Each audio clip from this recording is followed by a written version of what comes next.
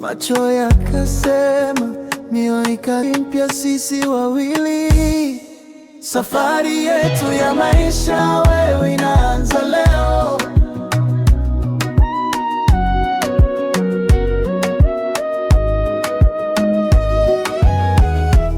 Leo ni mwanzo wa kesho tusiyoijua. Na mikono tusigeuke nyuma.